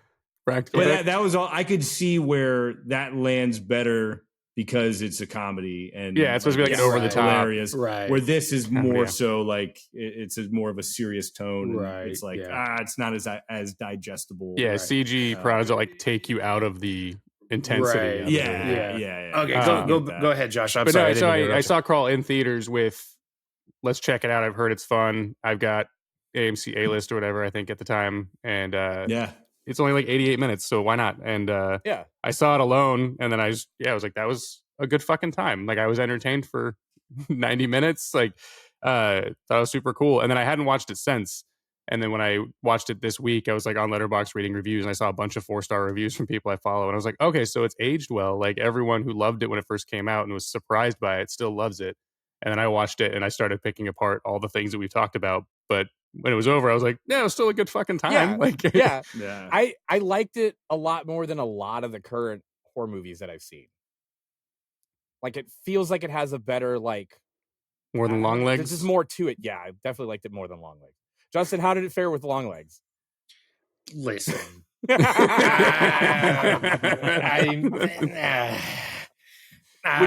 Which was better? Yeah. I mean, if I'm going to pit Nicolas Cage... No, you got to pit Long Legs. You can't pit Nicolas Cage. Nicolas Cage. If I'm going to pick either fucked up Nicolas Cage face with CG alligators, I'm going to pick fucked up Nicolas Cage face. Wow. Yeah. See, I come from the era where back in my day. Back in my day. We're a year apart. Right. We're all in the same fucking age range. Like we were all born within like 20 months of each other. I come from the fucking era where either you have a fucking alligator prop or a shark prop, or you have a actual, like, I know that you can't get a fucking alligator to do any of these things. But again, when I watch Anthony Hopkins and Alec Baldwin try and survive a giant grizzly bear in The Edge, like that grizzly bear, like he's real. That struck fear into the heart of fucking 9-year-old Justin. Fucking weird is it that you can train a bear, but you can't train a gator? right? Fucking reptiles, dude. They got no. Sometimes you wrestle gators. Sometimes the gators win. That's the gators don't even wrestle you; they just win. Yeah. Like there's this shot in the. Have you got? I know James has seen The Edge. Have either of you two seen The Edge? I've seen The Edge. I saw that in theaters with my mom. I just remember. I vividly remember the joke where he's showing off his nice new watch and he's like, oh yeah, it's dual time zone. And she's like, why do you need that? And he's like, so if I'm in LA and I didn't know the time in New York, I don't have to go through the anguish of adding 3. Right. I was like, but that's a good joke. Like I was too young to realize why it's a stupid joke, but I was just like, oh, okay. And then the bear scared the shit out of me. There's a shot in that movie where they're running from the bear, not to spoil anything, Derek, but they're running from the bear. There's a bear and they just hang out with it. Yeah. They run from it at one point. Spoiler alert. And there's a shot where it's looking straight at like a row of trees because they're in fucking Canada. And they're running towards the camera and then this bear is behind them and he's just full charge mowing these fucking trees down. And these trees are just snapping and flying off. And I remember I was like 8 or 9. That horrified me. That's where I wasn't scared of bears before then. Now I've been terrified of bears since the moment I watched that scene. Justin comes from the era where no tree was safe. Yeah, no tree was safe. You put bears in your movies, man. You don't there's bears everywhere in movies. We need to do a fucking animal attack movie based on moose. There's got to be one. No, there's moose. Is there a moose? Gotta be one. I don't know. Because they're fucking they're not actually. They're scary, also but terrifying. They're so terrifying. Dude, they're big. They're fucking. They're terrifying not in a dude. bear way. It doesn't care if you're in its way. Yeah, 2015 horror comedy called Moose. There you go. Yeah, but I don't want it to be funny. Moose will fuck you it's up. Rated PG also, so probably can't be that good. That. It's just a moose being stalked. And then John Travolta's name in The Fanatic is Moose. What was Goosebumps rated? If PG's can't be that good. Shut the fuck up. He does it to himself. He does. Just egging it on. I don't know. What did you rate it? but yeah, every time that I watch a CG animal attack thing, I'm just like, I don't know. It just doesn't. I'm not mad at you for it at all. I definitely understand it. There's definitely a disconnect in the shots. I think that's a good way of putting it. Yeah. It's just a disconnect. And maybe I'm just an asshole, and I'm totally not trying to be a dick. I'm not trying to be judgy. I didn't think the CG was great. I just kind of looked past it. I didn't think it looked awful, but it's still very clearly CG. Yeah. You know what I mean? But it was it was well done, but I could still tell. Yeah. I really think that the biggest problem with most CG, especially on animals, is that they fuck the lighting up. Yeah. Like it doesn't like the lighting on the gators in so many of those parts doesn't make sense. Like where the light source is coming on the CG, it doesn't compare to because if you're in a fucking crawl space, it's not going to be brightly lit. It's going to be like shadowy. And I'm assuming they probably tried it and you couldn't see enough of it.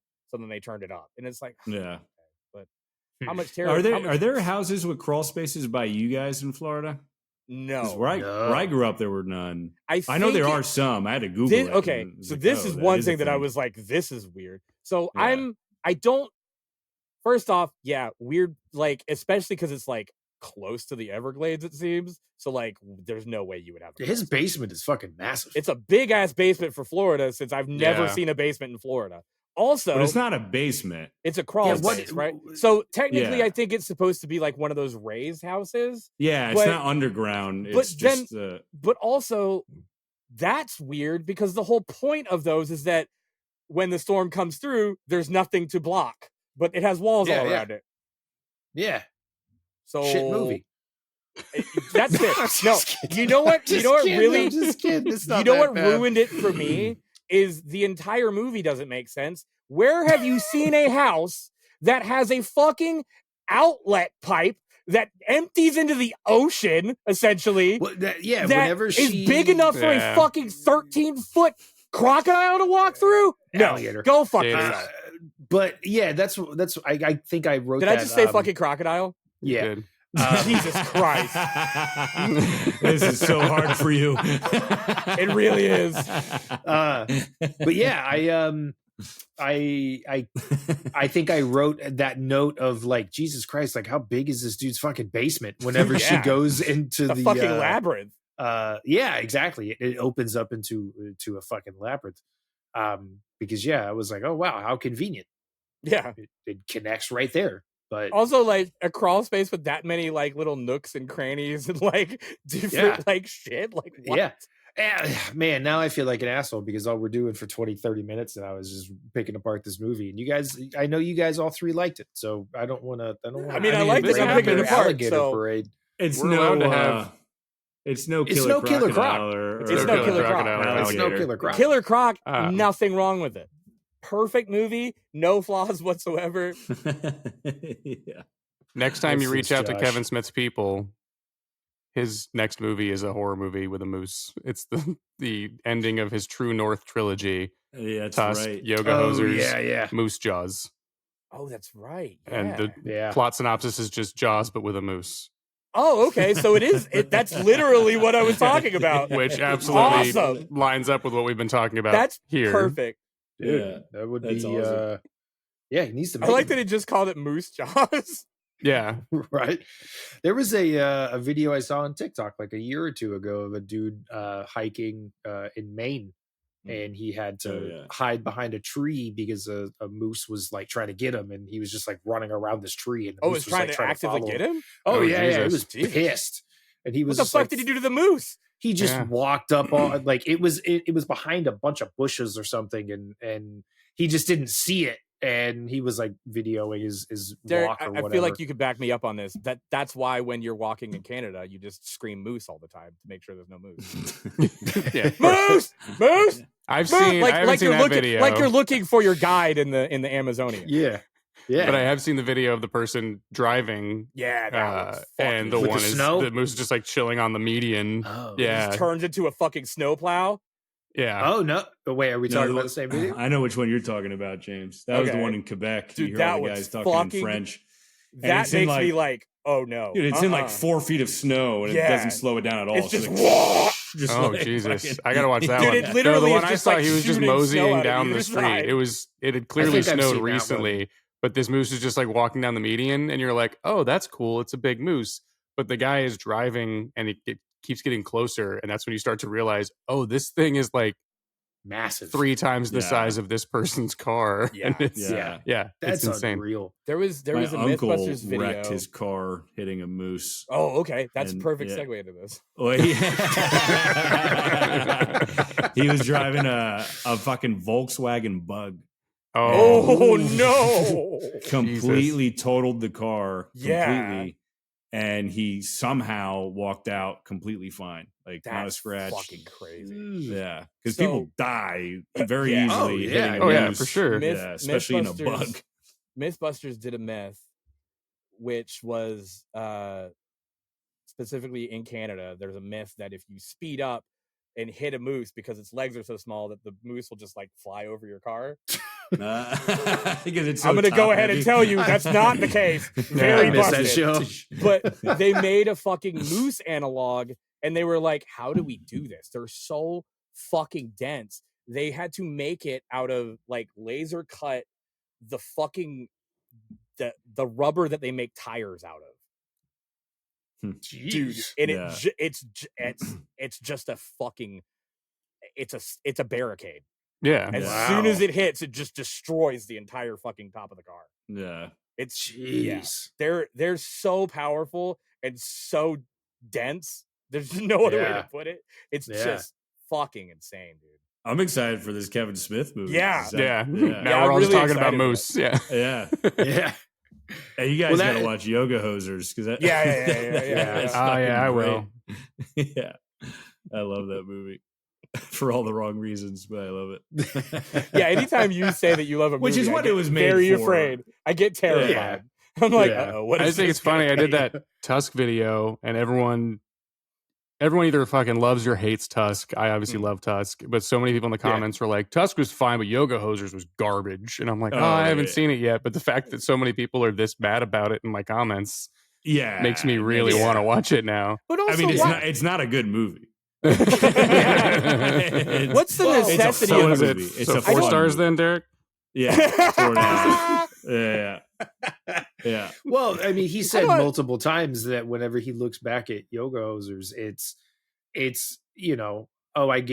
I get to look back and see the time that I spent making a movie with my kid. Yeah. And at that point, and it's like at that point, it's like, okay, well, who gives a shit if it's a good movie? Yeah. Like dude gets to do that. So that's I mean, dude, they're little fucking animated sausages that are Nazi sausages running around. Oh yeah, Bratzies. You're not selling me. Bratzies. That's not selling what?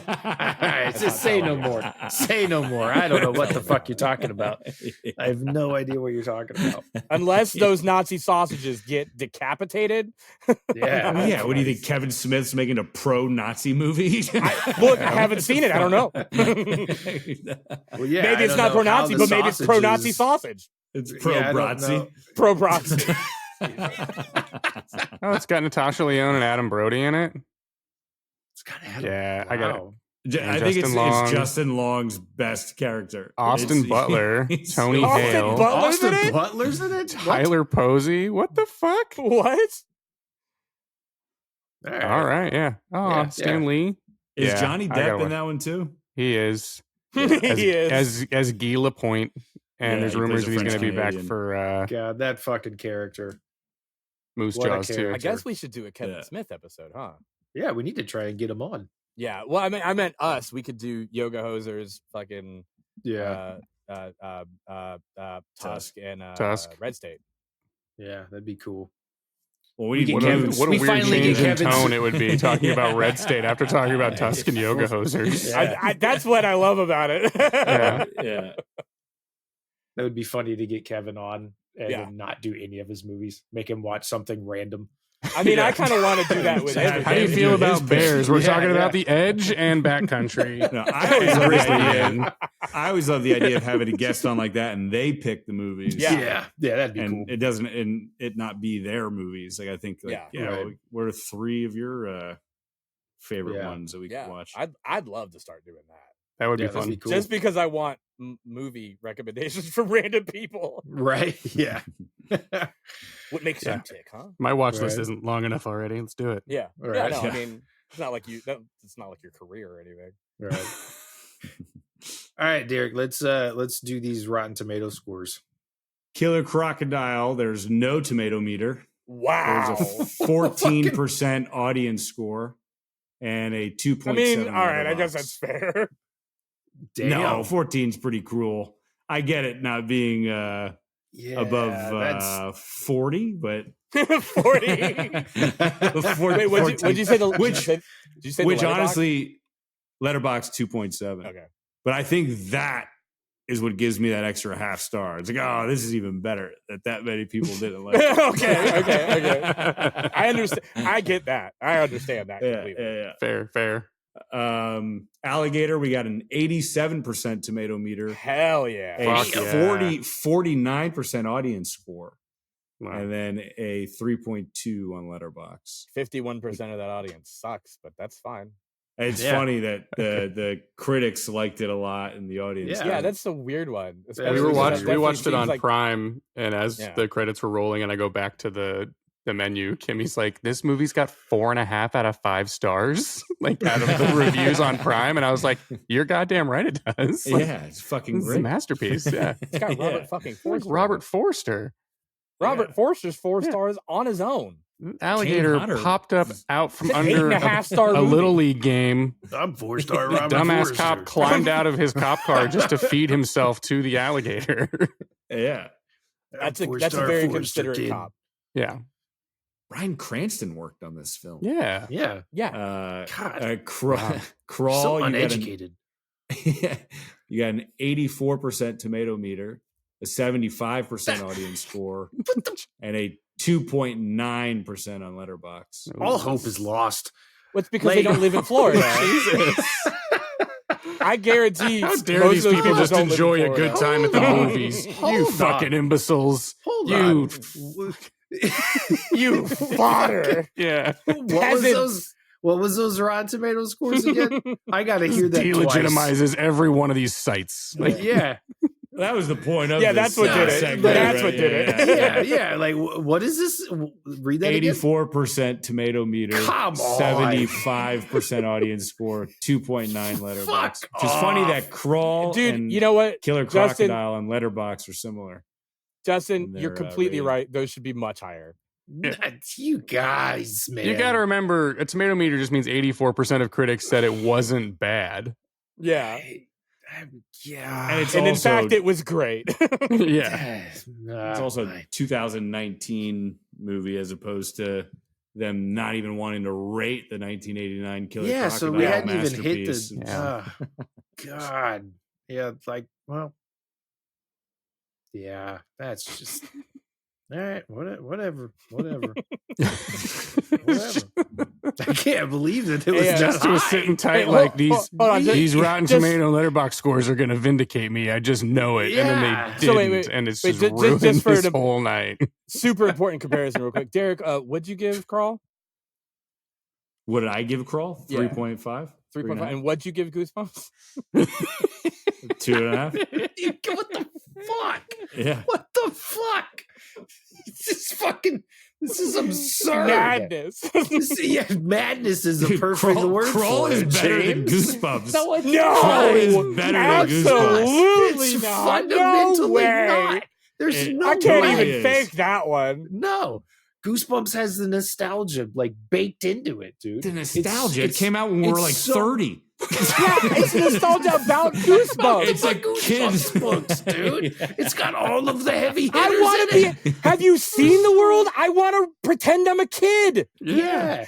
Or I also kind of want to just get eaten by an alligator and just fucking end it already. But I hate that both Josh and Justin did not rate Goosebumps on Letterboxd because now I have no fucking like rebuttal. Like, there's nothing like, what do you fucking rate? I would love if Justin specifically did it to carry this out.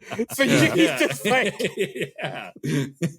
I just haven't watched it again since I started a Letterboxd account. So I'll rewatch Goosebumps one of these days, and then when I'll know exactly what I need to rate it.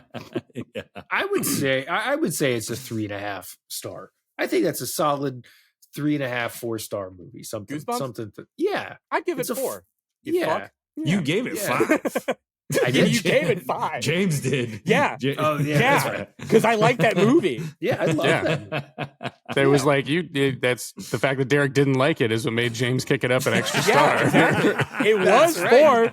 Yeah. Derek doesn't like this. Got to give it that extra star. Perfect movie. It's got. So it's Goosebumps, and Derek doesn't like it. Perfect. Yeah.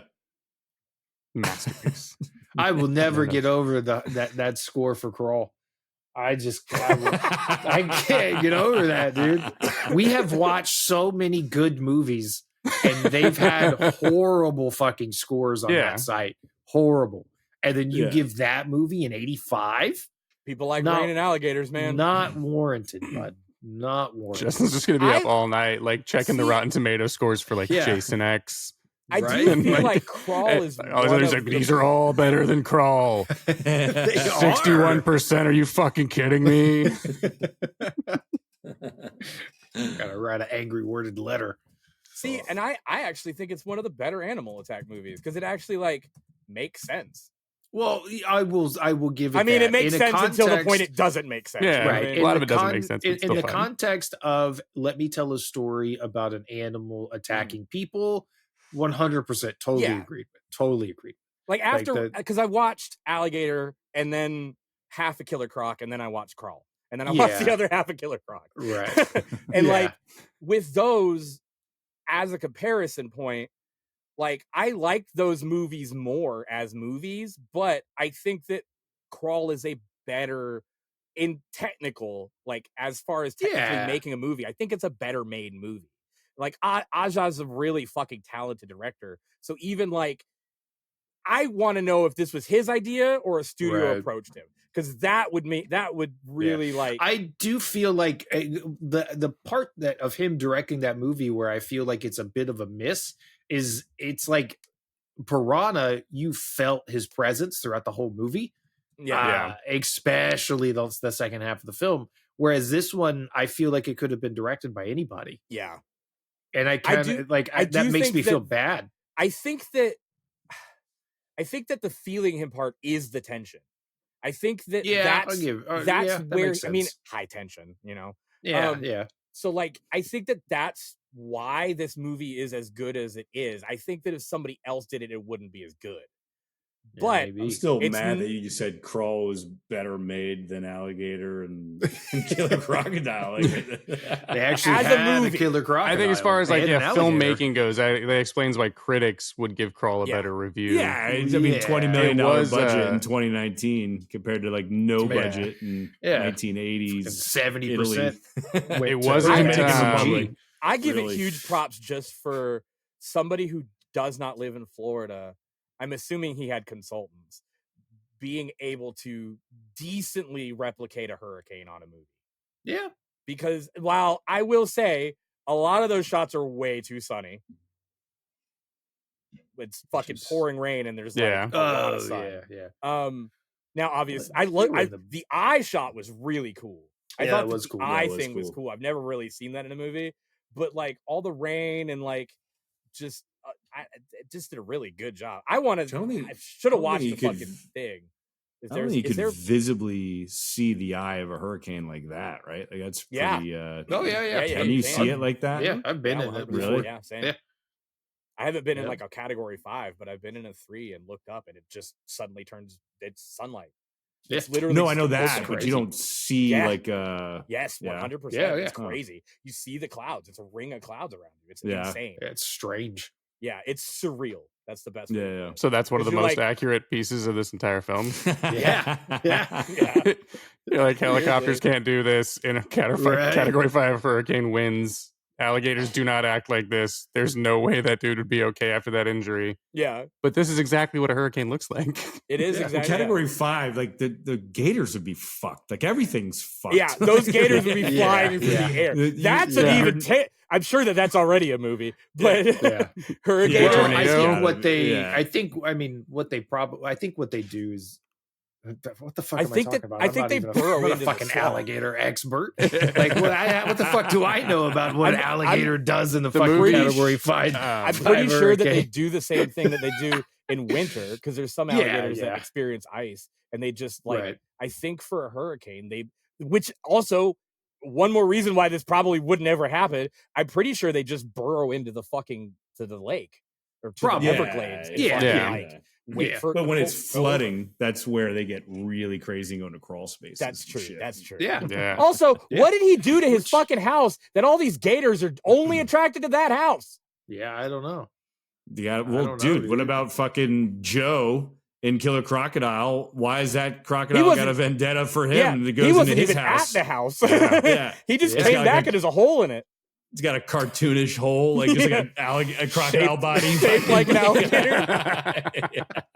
Just leaves a tooth in its wall. Oh my god! What if that's the actual story? So Joe was out one night and he met this cute. What the fuck? Okay, that's something on my computer. Joe was out one night and he met this cute alligator. He took it home, but then the shit went real wrong, and the alligator was like, "I'm out of here." Left a hole in it. You never see any of this shit, and that's why the alligator hates Joe.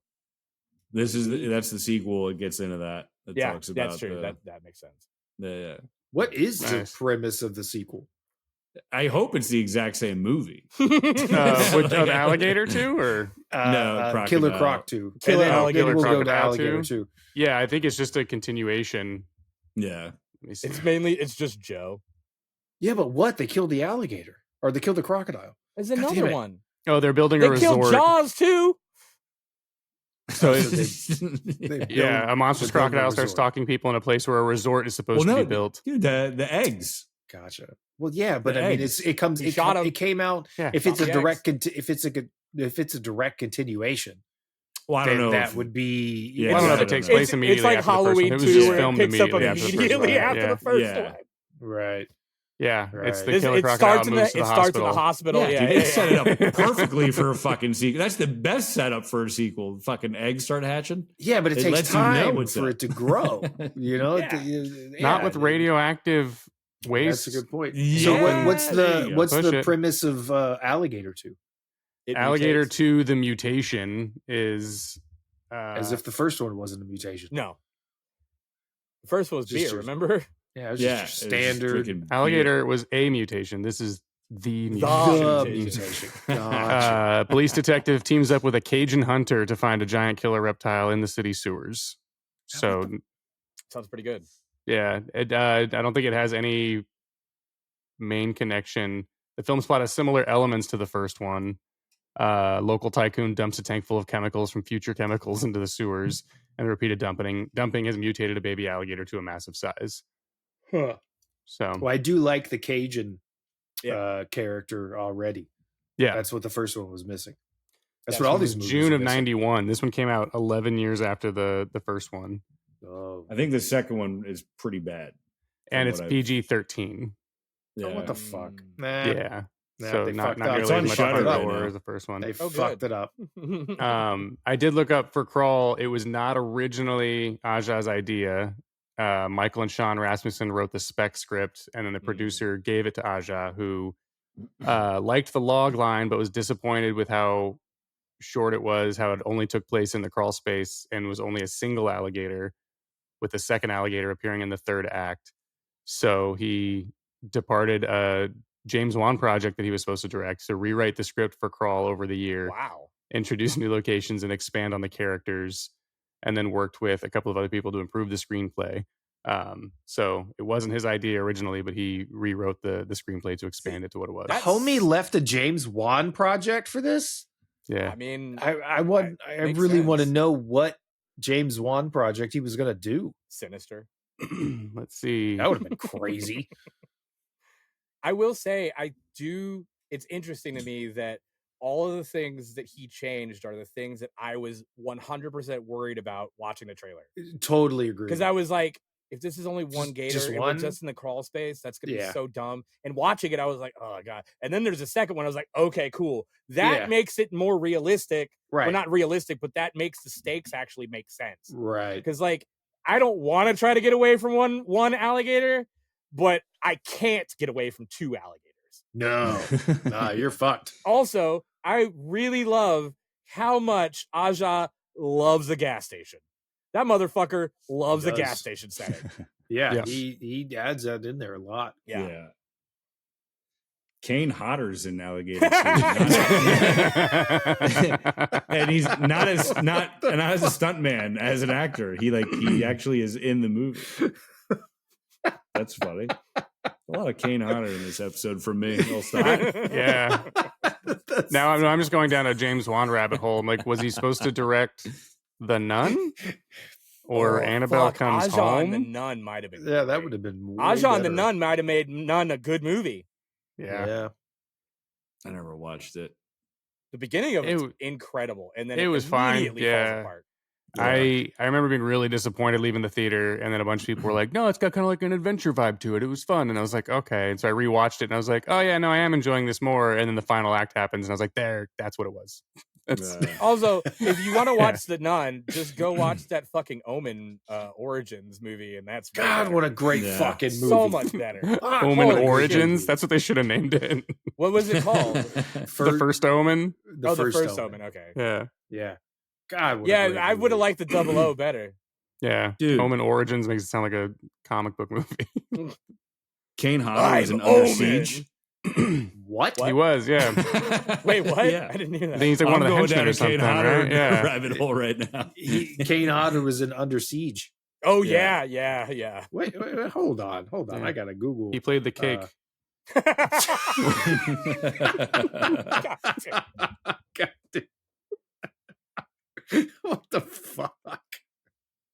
Josh is really fucking hitting it tonight. He's on it. How is she a fit? You know what I mean? Like, he's just a regular human. You know, like she's not going to be able to fit inside the case. He's last in the credits. He's got his arms out in a circle. It just lists he's credited or uncredited as Commando. There it is. Yeah, Commando funny. Cake. Yeah, that makes sense. What a great movie, Commando. Where's that too? Under Siege. Yeah. I saw that one way too young because that death scene is so fucking brutal. Seagal movie. Yeah, dude, how dare you say that? No, fuck Steven Seagal. Well, yeah, I will die on this hill. Of course, yeah, of course. But, come on, but he made another good movie, didn't he? Yeah. One. You've never seen Exit Wounds with DMX? Oh, that's the one I'm probably thinking of. Yeah. Have you seen? What I like how when I go to Google Steven Seagal, it's not dash American actor or dash something. It's special representative for Russia, U.S. cultural links, cultural and historical heritage. Oh, and also he's apparently like a Buddha or some shit. He's everything. He's literally 72 everything. Yeah. Did you see the interview recently where he was explaining something that he did? His life, and he was like, "How do you say? How you say? Yeah." And they're like, "How you say? What? You're fucking American. Like you're not. You're from Detroit. Yeah. What are you talking about? Fucking dork." I love that guy exists, and he is that way. He's such a piece of shit. Yeah, he is. He is. It's fucking awesome, though. Started with alligators. There's so many stories about that guy being such a piece of shit. Like, there's great stories of him when he hosted SNL. Highly recommend listening to the Dollop series on him and the Behind the Bastard series on him. They are fucking enlightening. Like, that's awesome. Yeah, dude. Like, wow. Yeah, I know there's a lot of stories of like the SNL stories of him. I gotta watch. I don't know anything about those. I gotta check those out. He was in Machete. That's right. So funny. He apparently. Fuck! Yeah, I forgot he was in it. Yeah. At SNL, I won't like go to the whole thing, but apparently, like he was, they were like making jokes, and he was like, "These aren't funny." And he does like a whole thing where it's like he like was pitching all these really fucked ideas that were like, what if it was like a brothel, and then I went in and I was the best.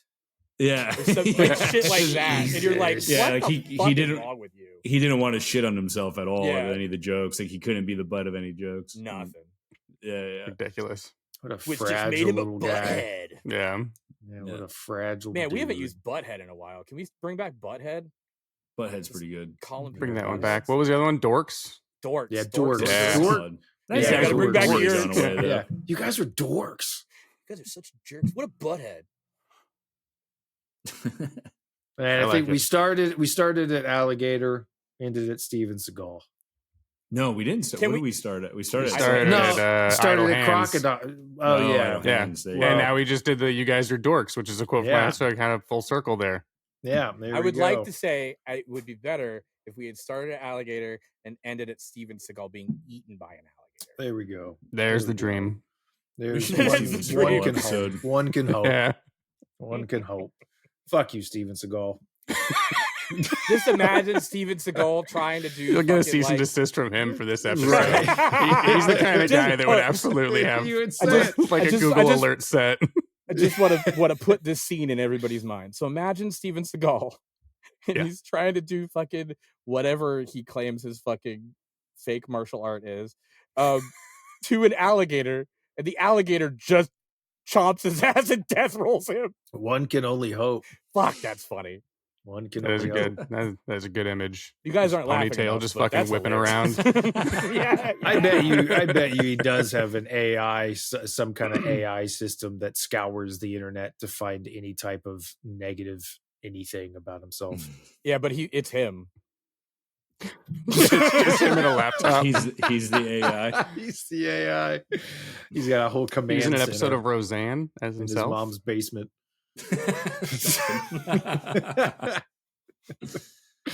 Yeah, I love Will Sasso's impression of Seagal. Yeah. Oh yeah, so good, pretty solid. I mean, all his impressions are on point, but All right, guys. I think I think we're good. I like an episode that ends on talking shit on Steven Seagal. Yeah. I can't. It's the new theme. We just got to keep that going. Yeah. Or a nice little tidbit to bring it back to horror in the menu. John Leguizamo's character was based off of Steven Seagal. Yes, that's what I was trying to remember. John Leguizamo fucking hates Steven Seagal. That's amazing. Yeah, he plays some like fucking douchebag actor or whatever. And have you guys not seen the menu? Menu's awesome. Yeah. With Ralph Fiennes. Yeah. Oh yeah. Justin told me to watch it. Loved it. That was my favorite movie of 2022. You guys haven't watched Fresh yet, have Executive Decision. I've seen Fresh. That'd be a good double feature. Yeah, Fresh in the Fresh menu? was dope. I'll watch Fresh again. Ooh, James, which you is like loosely Fresh. based off of a real story. Yeah. We should do that next week. Maybe not loosely, kind of like. Yeah. Are we doing that first or Candyman? Let's do Fresh. Let's do that because Fresh that makes in the menu. Thanksgiving. Yeah. That makes perfect Fresh sense. in the menu, man. Oh, I can't wait for you to see Fresh, James. I'm excited. That one's a fucking banger. I've wanted you to watch that for a while. Nice. Yeah, but Leguizamo was in Executive Decision with Steven Seagal. That's right. And he said he like made some off-color joke or some shit, and Seagal like snapped and pinned him up against a wall and was like, "Wow, I really like, didn't expect." Do this shit. And he was all like, "We're on a fucking set, man. Like, relax. What are you doing?" I really expected it to be Seagal that made the off-color joke. Yeah, I'm sure Seagal probably said a bunch of terrible shit on set. But yeah, I guess John Leguizamo just made a joke at his expense, and Seagal did not take kindly to it. There's ponytail looks dumb, bro. We've talked about how much I love John Leguizamo, even though I still haven't seen Tu Wong Fu. That's the one I still have to watch. Oh my god! Oh my god! Amazing. He wrote a biography called like Pimps. It's called Pimps, Hoes, Players, Haters, and All My Other Hollywood Friends, and it's just him talking about his entire career and all the complete fucking dickheads he's worked with, and it's one of the funniest books I've ever read. But yeah, he's great. And yes, I remember reading that he had based his character on the menu off Steven Seagal, and I was like, fuck yeah, that makes a lot of sense. I'm very excited to see that. He's like, he's just not the it's good. It's good. Nice. That'll be a good episode. Cool. Fuck you, unless well, no, Justin already knows he likes both movies, so we're getting a jump start on this one. I'm going to go ahead and hate him on principle. There we go. No CGI was used in the making of any of the food. What if I look into it and it turns out all the fucking animals that they made the food out of were CGI? I'll fucking quit. I'm done. I'm out. Yeah, I'm done with movies forever. I don't do movies anymore. Yeah, I don't. There's too much. The CGI ruins all of the authenticity. There's too many CGI animals in all these movies. Too many. Fast and the Furious. Yeah. There's too much. Okay, we're done.